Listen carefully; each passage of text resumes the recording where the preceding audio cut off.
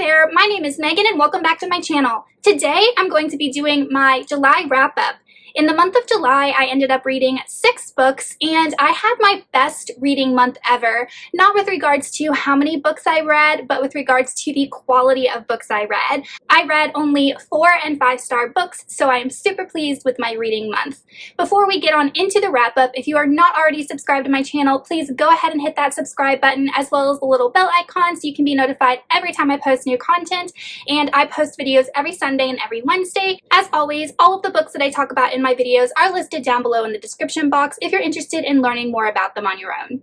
The way that I structure my wrap-ups is I talk about my lowest rated books first and then go up to my highest rated books.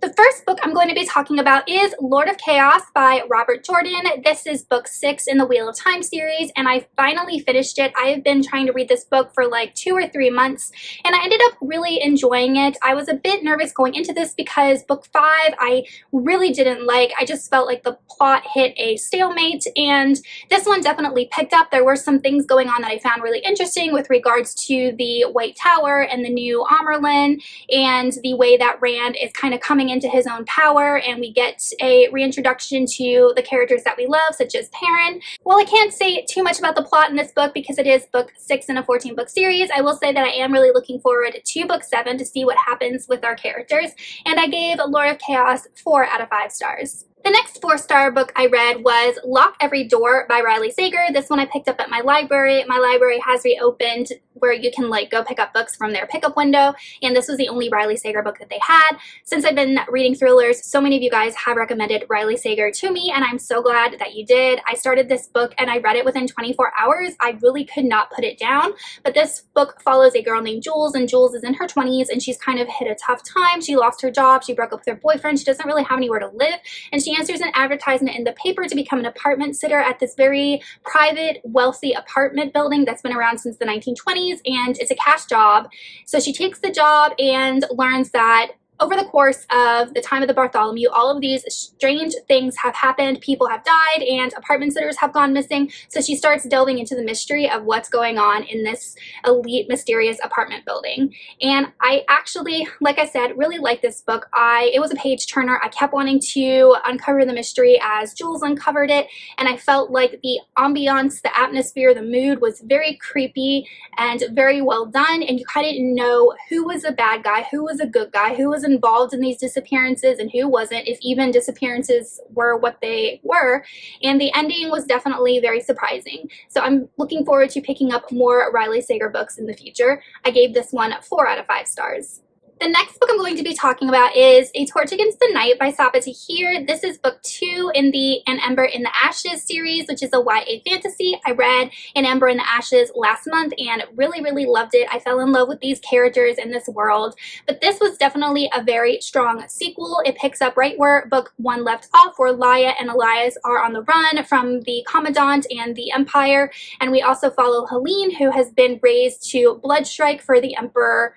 I don't want to tell you who it is because it'll kind of give away book 1, but we follow these characters as they are trying to break out Laia's brother from prison. So this book, like book 1, is incredibly action-packed. I think even more so than book 1. We are constantly jumping from scene to scene and scene as Laia and Elias have to get through all of these trials in order to get to this prison. And once they get to their prison, they meet this very sinister warden who is doing these experiments on the prisoners there. And there's just a lot going on in this world.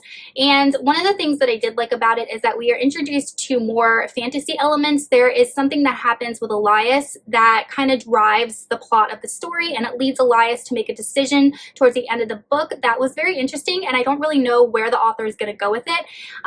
Also, we start to learn more things about Laia and why she's important to this world and why people are actually hunting her, not just because she is an escaped slave, but for other reasons. So I felt like Sabaa Tahir did a good job in giving us little snippets of information to let us know what was going to happen in the rest of the series and also keep us interested. And and gain our anticipation. So all in all, I gave A Torch Against the Night 4.5 out of 5 stars. The only reason I knocked off that half star is because of the pacing. It's just a little too fast. I would like a little bit slower pacing and some of the scenes to be more fleshed out and not just go boom, boom, boom, scene, scene, scene. Now on to my 5-star books. I had 3 5-star books this month, and I'm actually so excited I did because I think over the entire course of the year, I've only read 4 5-star books, which for me is really unusual. So my reading year has been good, but it hasn't been great. So I'm really glad that I had some 5-star reads this month.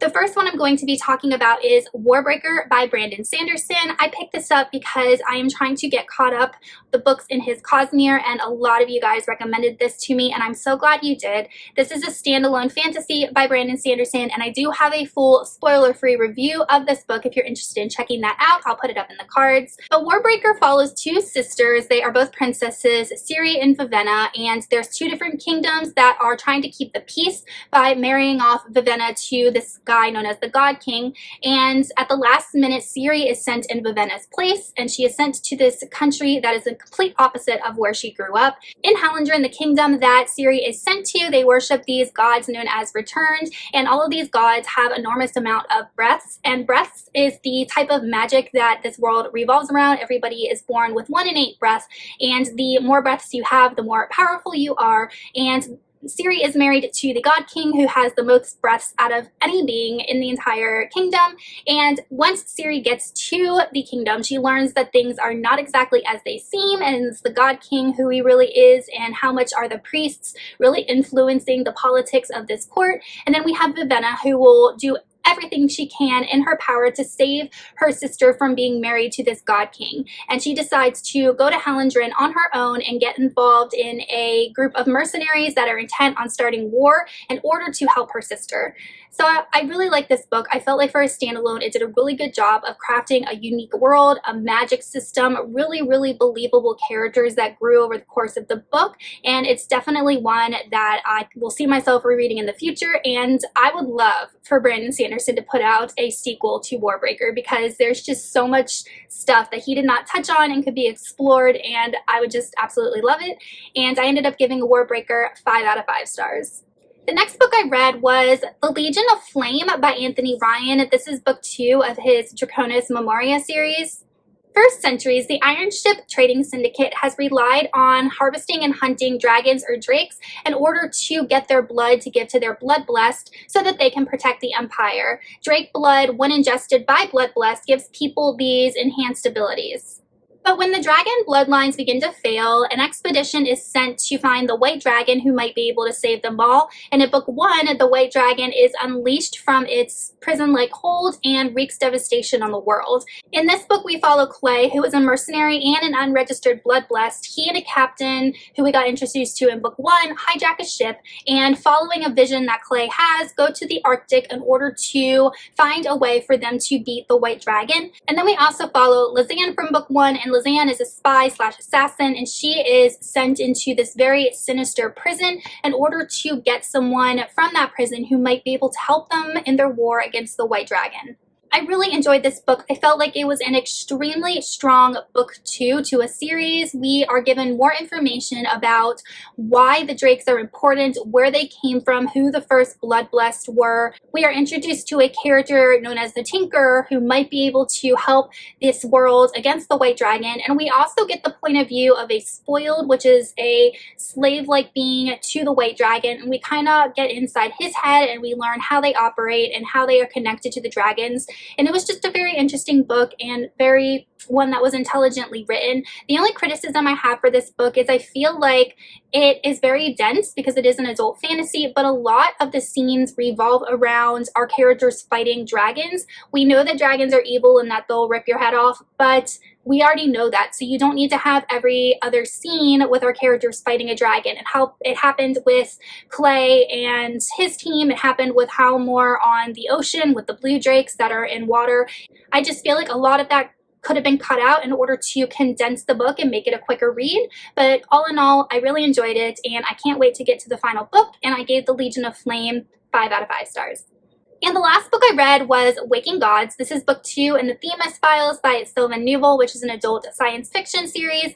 And this is another example of a second book that was really well done. I feel like a lot of times second book in series, they fall into the second book syndrome where they're not as good as the first book. They're kind of a bridge between the first book and the finale. But this book was so strong. In this book, we're introduced to more alien robots. In the first book, we just have one robot called Themis. But in this book, we have robots suddenly appearing all over Earth, and the inhabitants of Earth and all of the governments realize that these aliens are not really friendly and not here to keep the peace. So we have a lot of political maneuvering going on. And then we have the science aspect. The cliffhanger at the end of book 1 was explained and delved into in this book, and I thought it was kind of a really interesting aspect to this story, and I'm not really sure where Sylvain Neuvel is going to go with it. At the beginning of this book, we're introduced to a new character, and as the story progresses, we learn how this character is important and related to Kara and Vincent. We're following the same awesome group of characters, Vincent, Kara, Rose Franklin, our unnamed narrator, as they are trying to figure out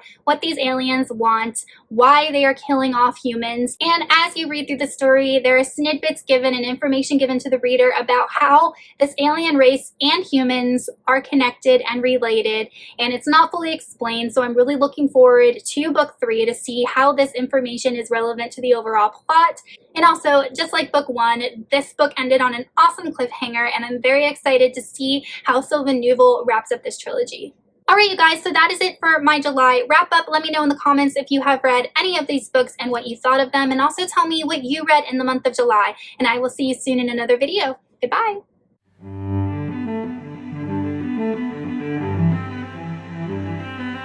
Thank